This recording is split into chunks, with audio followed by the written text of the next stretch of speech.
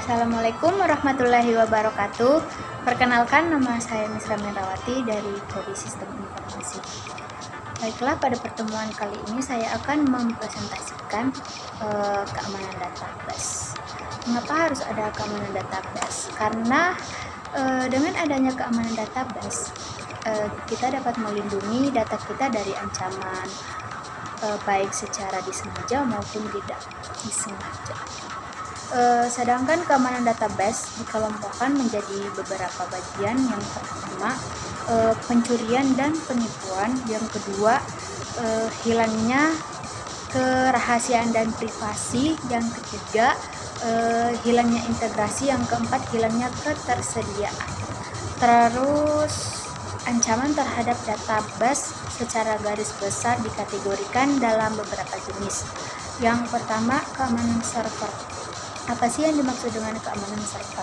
Keamanan server adalah proses pembatasan akses yang sebenarnya pada database dalam service itu sendiri. Terus yang kedua, trusted IP access. Trusted IP access ialah setiap akses yang harus mengkonfirmasikan alamat IP yang diperbolehkan mengakses dirinya sendiri. Sedangkan yang ketiga, koneksi database. Apa sih yang dimaksud dengan koneksi database? Koneksi database ialah koneksi yang terlebih dahulu memvalidasi semua masukan untuk memastikan bahwa input benar-benar terjamin dan aman. Terus yang keempat, control access table. Control access table adalah salah satu bentuk keamanan database yang sering diabaikan karena penerapannya yang cukup sulit. Terus selanjutnya, penyalahgunaan database. Penyalahgunaan database dibagi menjadi dua jenis. Yang pertama, penyalahgunaan secara disengaja, dan yang kedua secara tidak sengaja. Terus tingkatan pada keamanan database itu terdapat 4 bagian. Yang pertama, fisikal, manusia, sistem operasi, dan sistem database.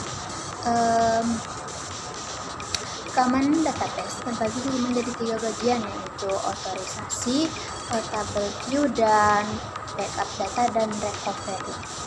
Terus jenis pemulihan. Jenis pemulihannya terbagi menjadi 3 bagian. Yang pertama, pemulihan terhadap kegagalan transaksi. Yang kedua, pemulihan terhadap kegagalan media. Yang ketiga, pemulihan terhadap kegagalan sistem. Terus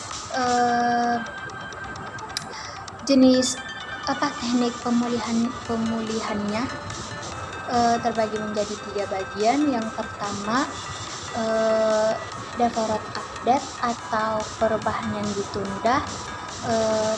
Maksud dari deferred update atau perubahan yang ditunda ialah perubahan pada DB yang tidak akan berlangsung sampai transaksi ada pada poin yang disetujui. Yang kedua,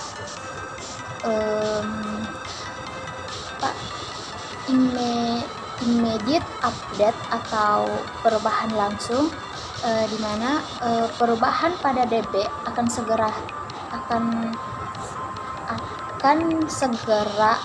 harus menunggu sebuah transaksi tersebut. Terus yang ketiga, showdown pegging atau menggunakan peg bayangan, di mana prosesnya terdiri dari 2 tabel yang sama. Terus pengertian dari enkripsi konvensional dan enkripsi publik. Jadi yang dimaksud dengan enkripsi konvensional adalah algoritma yang menggunakan satu kunci untuk proses enkripsi dan dekripsi data. Sedangkan enkripsi public key ialah metode yang menginskripsi data dengan 2 kunci yang berbeda. dan membuat salah satu kunci bagi siapa saja yang ingin menggunakannya. Baiklah teman-teman, mungkin sampai di situ saja pembahasan yang bisa saya sampaikan. Bidang kurangnya mohon dimaafkan, dan saya akhiri dengan ucapan wassalamualaikum warahmatullahi wabarakatuh. Terima kasih.